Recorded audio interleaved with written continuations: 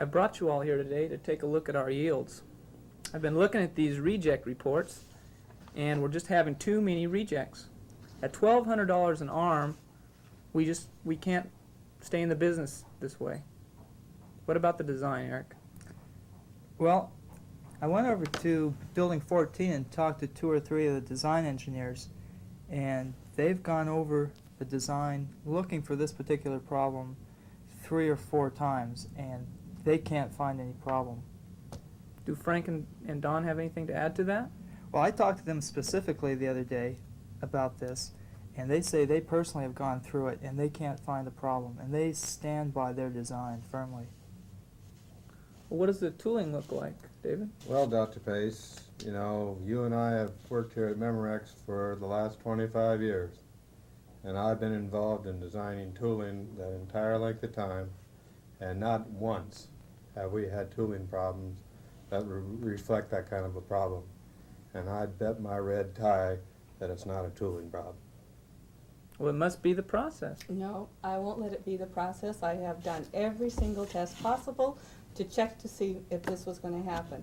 I did the gram load test, the pull test, the AMC test, the flying height test, the shear test, and the only test I have not done is the rabbit test. Well, if we've done everything that we can, this looks like a job for the behavioral analysis squad. I'm going to call Inspector Zapovich.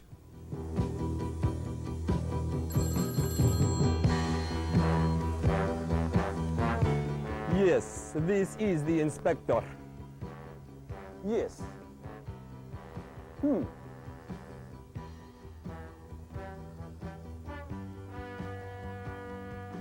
Hmm? Hmm. Hmm. You're in luck, Dr. Pace. I'm just filing the evidence from the perplexing puzzle of the imperceptible particulates. And this sounds like a challenging new case. I'll be there first thing in the morning.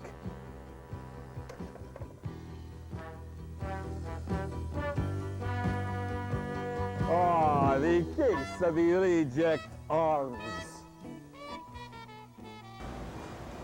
May I have your attention, please? As you all know, we've been having a lot of problems with reject arms, and frankly, we do not know what's causing it. I'd like to introduce you to Inspector Zapovich here. He will be observing you today, and I'd like for you to give him your fullest attention. Thank you. Please do thank you. I wish not to disturb you, so please just let me to take photos and go on with your work. Thank you.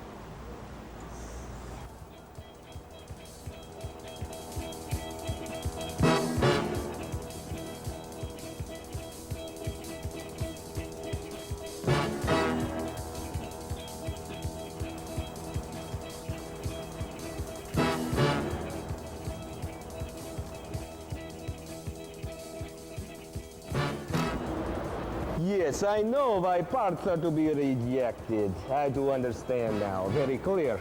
Very clear. Well, as you all know, Inspector Zapovich has been out on our line examining our process. I'd like to thank all of you for giving him a helping hand, and I'm pleased to announce that he solved the mystery of the reject arms. Well, So I'd like to turn the podium over to Inspector Zapovich and have you show what his findings are. Inspector?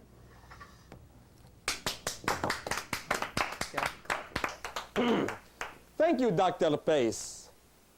Ladies and gentlemen, I have solved the mystery of the reject arms. As you have correctly surmised, it is not in the design, it is not in the tooling, and it isn't in the process. No, it is in the mishandling. Now, I will present the evidence. Here, I wish you should see the screen here. I will put on this high-tech machine for you to watch. I can't believe that. She's got her Look at fingers that. all over her forehead. Oil That's contamination going to cause a must crash. never get gonna skin eat oils right through the on arm. the That's- parts. Well, she's Can not you grounded, see is what she? the matter That's here? right. Look at that That's- ground How many strap times I saw the Yes. grounding strap around the operator's neck and not Static connected to the discharge grounding flow wire? tips like that. Oh, look at smashed this. Pulling an Yes. arm in the icy area. Fragile. So bad. And there goes the To PCC pick up a from the part arm by the there. printed circuit cable is so Just rips it bad, right so out. very, very bad. Well, you can't handle an arm like that. There goes the strain relief in that connector clip. We've had that problem all for months now. They broke. Well, they broke Look the at wire. this. There goes the broken wire. Broken wire. wires. Oh, Just rub it right off. How can a signal be transmitted? It can't. No signal can be transmitted with broken wires. This is just logical. Oh, There's Damn. our bent number flex. one problem. That's right our there. biggest problem we ever Flex. have. We don't, bent flex, that's the biggest problem. So there you have it, ladies and gentlemen.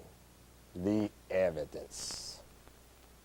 You solve the handling problem, and you solve the mystery of the reject arms.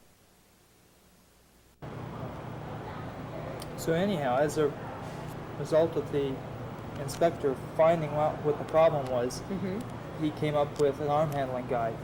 And what we'd like to have you do, being that you're the training coordinator, is to begin a training procedure as soon as possible. As you know, we're having a big problem right now with bent flexes. Thin Film Engineering has developed a training guide, and at this time, I will be going over it with you. We're going to go through the arm handling procedures. Okay. First of all, we're going to take our grounding strap. Okay. And at your workstation, you're going to ground yourself. Okay. Next, you take your gloves or your finger cots.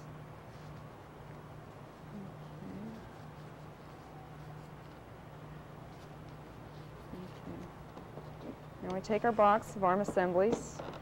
Okay.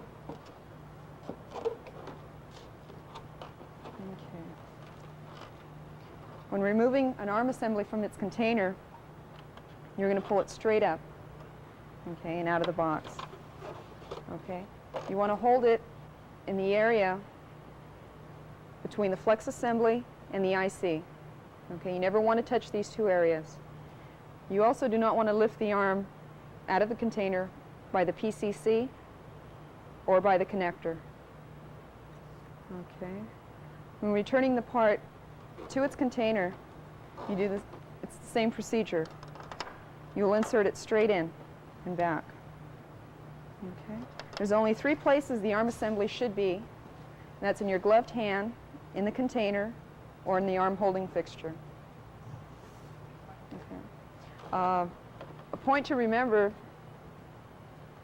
when inspecting the arm assembly underneath the scope is to watch for the light source.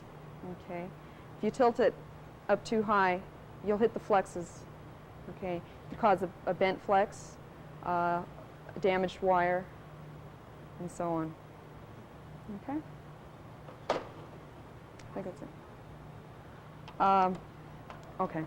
When passing a part to another operator, it's recommended that you place it back in the container and let the other operator remove it from the container.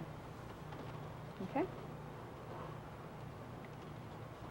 Let us go over and review a few important points.